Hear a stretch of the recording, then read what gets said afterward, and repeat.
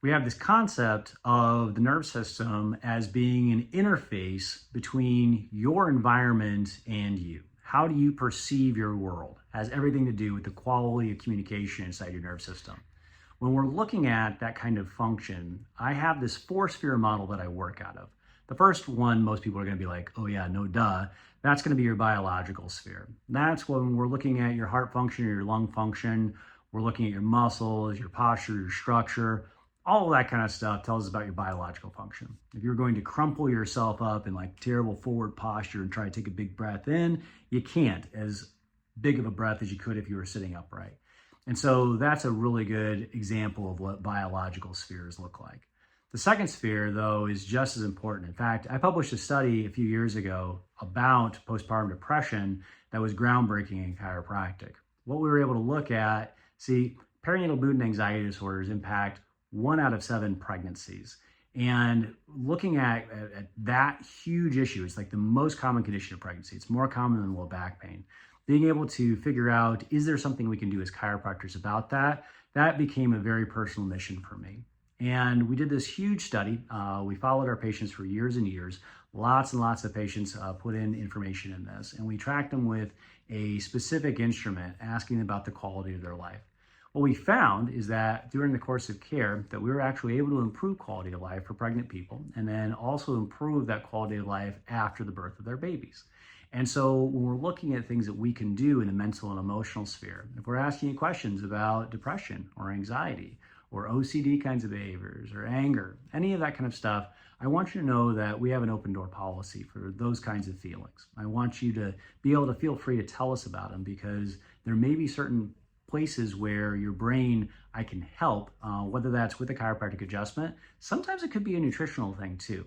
But I've actually done some advanced work with somebody called the Amen Clinics. It's the Dr. Daniel Amen's outreach facility for brain imaging. And he has an entire brain health professionals program that I'm the only chiropractor in Florida that at least I know of who's completed the entire thing. And I use that information, I use that relationship in order to help with this sphere. I also use it with the next sphere, and that's the social one. So the social sphere is a really interesting one if we're talking about longevity. There was a study that's been going on for over 100 years. I believe it's out in the East Coast. It's either Harvard or Yale. It's one of those big Ivy League schools.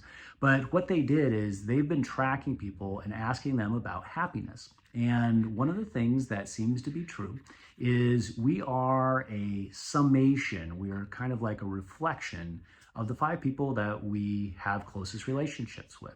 You've heard that story before, right? That you are kind of like a mix of those 5 folks.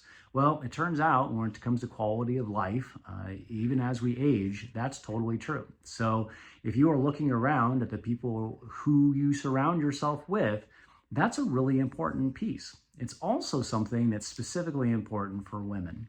So neurologically, women have more neurons connected inside their brains than men do, because when we're embryos, the surge of testosterone makes the male brain take those neurons and send them out into the bodies. And then that is what's going to, later on when we hit puberty, make the difference in the male physique versus the female physique. It also tells you a lot about the differences between men and women. Women retain all their neurons in their brain, men, not so much.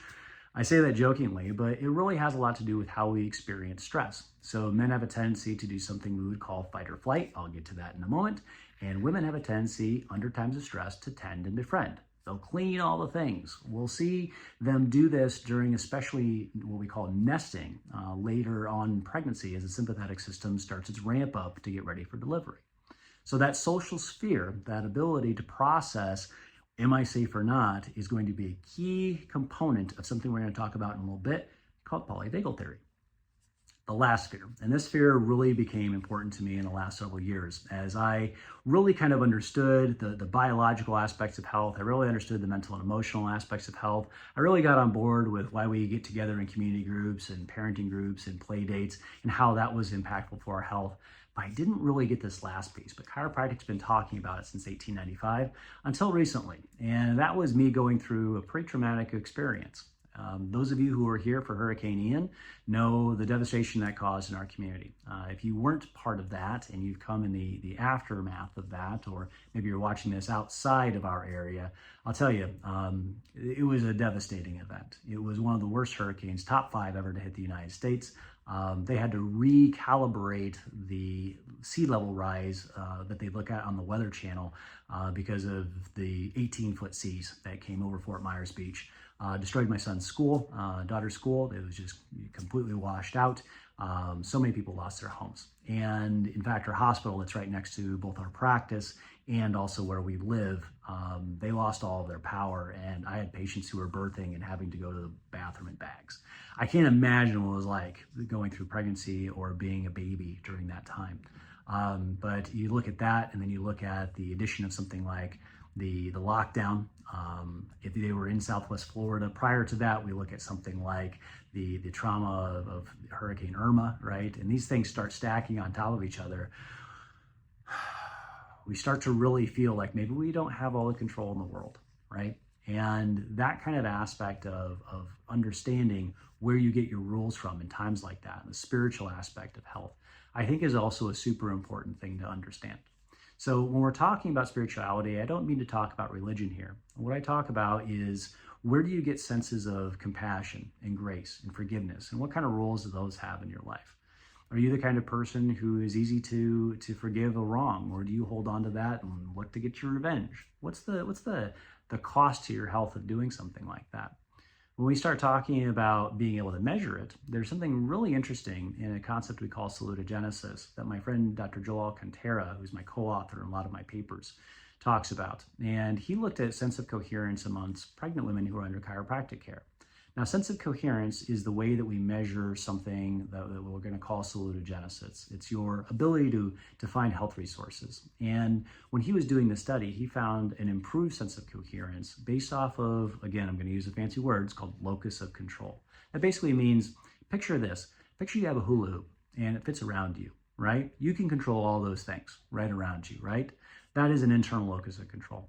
There is an external locus of control too. So people who have a strong faith background will feel like God's got everything in his hands and they don't need to worry about everything. That is a coherent external locus of control. There's also a locus of control outside of somebody where they feel like their world is chaotic, that they don't know if they're going to come home to an absolute disaster of a partner. They don't know if they're going to have a job when they show up to work. They don't know what to expect when their kids get home from school. They have food insecurity and aren't sure if they're going to be able to have grocery money by the end of the month. So all of those kinds of things leads to an external locus of control that might be incoherent. The whole concept then, when we're talking about spirituality, is being able to create order out of that chaos. And how well do you do that? Now, I mentioned that chiropractic's been talking about this for a really long time. D.D. Palmer, the originator of chiropractic from the very, very beginning, and the Chiropractor's Adjuster, wrote that the purpose of chiropractic was to unite man the physical with man the spiritual. That if you look at the nerve system, the brain and the spinal cord and its interfaces in with the body, its a job is mainly to perceive the environment and to help you get in harmony with that. And so regardless of what your religious background is, I think we can agree that that is a spiritual concept that is about order internally and externally, and your sense of peace and serenity inside of yourself. So when we're looking at how do we address nerve dysfunction, what is the ultimate goal of something like that? It is actually to create more serenity and peace and harmony inside your body. Just like having music that is all in harmony, your nerve system is designed to function the same exact way.